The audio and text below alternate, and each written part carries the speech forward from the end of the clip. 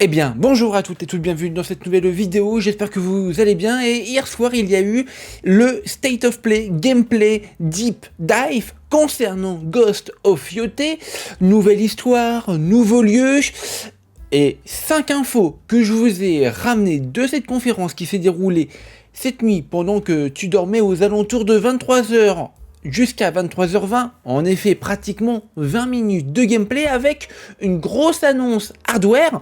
Ouais, vous allez voir les amis, c'est parti pour 5 choses à savoir de ce State of Play. Let's go.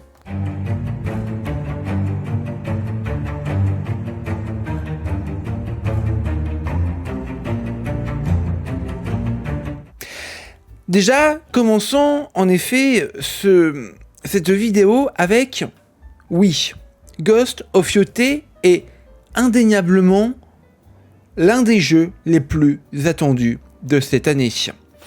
Un PlayStation First Party, des PlayStation Studios donc, qui fait suite, vous l'aurez compris, à Ghost of Tsushima. Ce magnifique jeu vidéo sorti, si je ne me trompe pas, au cœur de l'été 2020. Alors que la pandémie faisait rage, ce jeu était arrivé vraiment, eh bien, comment dirais-je, comme une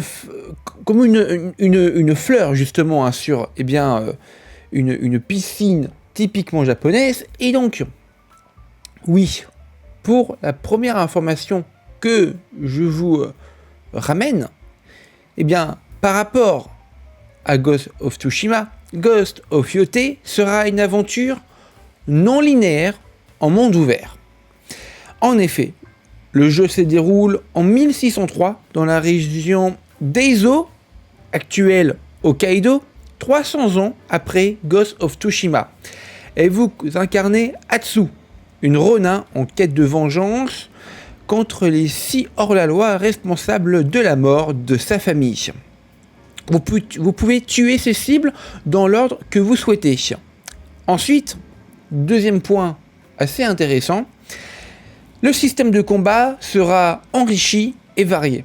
Atsu dispose d'un arsenal étendu. Alors, comme par exemple, et vous le voyez à l'écran, double katana, odachi, yari, kasurigama, et même une tanegashima, fusil ancien, que vous avez vu un peu plus tôt dans la vidéo. Les armes ont des utilisations spécifiques selon les ennemis, complétées par de nouvelles capacités, comme perdre temporairement vos armes si vous êtes sonné et un compagnon loup.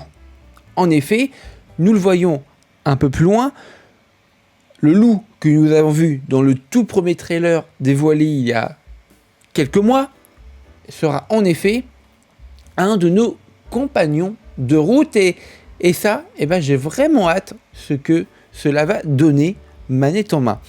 Troisième chose à savoir, mode visuel inspiré du cinéma japonais. En plus du Kurosawa mode, noir et blanc plus grain de cinéma, deux nouveaux filtres font leur apparition. Mike mode, plus brutal et focalisé sur les gros plans, et Watanabe mode avec Bansan Lofi pour une ambiance plus relaxe. Un peu comme ce que fait de temps en temps, touche par touche, le jeu vidéo Death Stranding 1, mais aussi le deuxième, que j'ai plutôt apprécié. Donc, il y a vraiment ce côté très intéressant qui se joue. Allez, quatrième chose à savoir très intéressante, des fonctionnalités annexes et personnalisation. En effet, au programme, chasse aux primes, système d'enquête interrogatoire et un photomode amélioré. Le jeu mise sur la liberté d'exploration tout en offrant des options pour adapter votre parcours et état d'esprit. Ensuite, pour le cinquième élément, le plus important évidemment, la sortie prévue est évidemment une exclusivité PlayStation 5. En effet, la sortie officielle sera le 2 octobre 2025. Il s'agit d'un standalone, un successeur spirituel et technique du premier Ghost of Tsushima, inspiré par le folklore nippon. Et c'est pas tout les amis, et c'est pas tout, ça a été dévoilé pendant la conférence. En fin de conférence, une édition PS5 et une DualSense annoncée. Sony a dévoilé en effet 2 éditions limitées PS5 Ghost of Yotei avec design artistique, Gold Edition, console disque, DualSense assorti, couvre-plaque pour PS5 Slim et Pro, jeu en version digitale avec contenu bonus, masque in-game et avatar, et aussi une Black Edition, design Simu-i, DualSense et console en noir, dispo exclusivement via PlayStation Direct. Vous l'aurez compris, ces accessoires, manettes, plaques décoratives seront aussi vendus séparément pour les possesseurs d'une PS5 ou PS5 Pro en Australie selon la version dorée. Seule la version dorée sera disponible pour nos amis australiens.